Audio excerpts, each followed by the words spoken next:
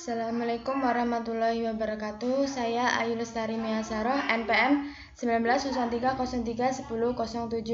Prodi saya Akuntansi Syariah. Di sini saya akan menjelaskan tentang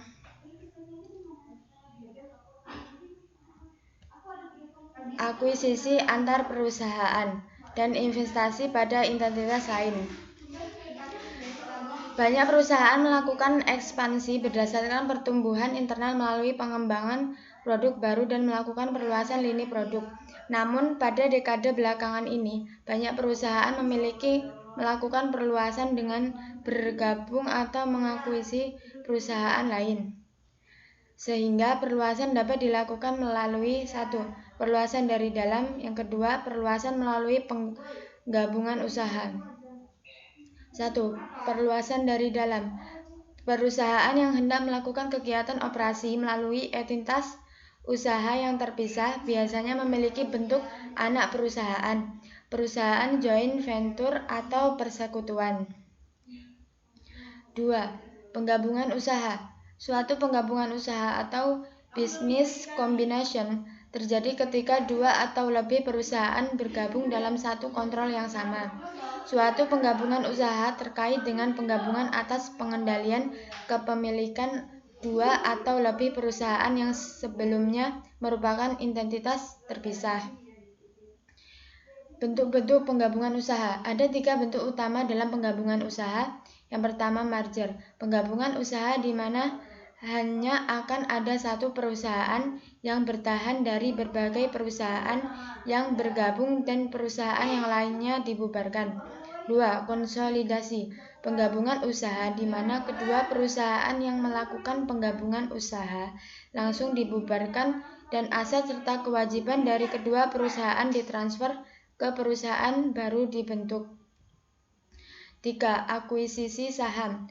Terjadi ketika sebuah perusahaan mengakuisisi saham berhak suara perusahaan lain dan perusahaan-perusahaan yang terlibat tersebut melanjutkan operasi perusahaannya sebagai entitas legal terpisah, namun saling terkait.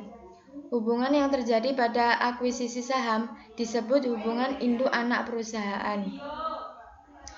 Prosedur spesifik yang digunakan dalam akuntansi penggabungan usaha bergantung pada proses penggabungan usaha yang dilakukan dengan yang pertama, akuisisi aset, yang kedua, akuisisi saham.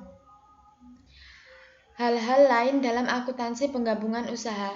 Metode akuntansi dalam penggabungan usaha yang pertama, pembelian atau purchase, di mana penggabungan usaha merupakan suatu transaksi yang memungkinkan suatu entitas memperoleh aktiva bersih dari perusahaan-perusahaan lain yang bergabung. Berdasarkan metode ini, perusahaan memperoleh atau membeli, mencatat aktiva yang diterima, dan kewajiban yang ditanggung sebesar nilai wajarnya. 2. Metode penyatuan kepemilikan atau pooling of interest. Diasumsikan bahwa kepemilikan perusahaan-perusahaan yang bergabung adalah satu kesatuan dan secara relatif tetap tidak berubah pada entitas akuntansi yang baru, karena tidak ada salah satu pun dari perusahaan-perusahaan yang bergabung dianggap telah memperoleh perusahaan-perusahaan yang bergabung lainnya. Tidak ada pembelian, tidak ada harga pembelian, sehingga karena hal tersebut tidak ada dasar pertanggungjawaban yang baru. Dengan demikian, nilai buku dari kedua perusahaan akan dibawa.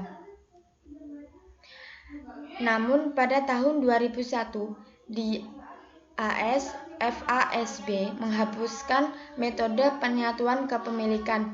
Walaupun metode penyatuan kepemilikan tidak lagi diperbolehkan digunakan, namun penggunaan metode ini sebelum metode tersebut dihapuskan membuat pengaruh dari metode ini masih terlihat di tahun-tahun mendatang. Demikian video dari saya akhiri. Wassalamualaikum warahmatullahi wabarakatuh.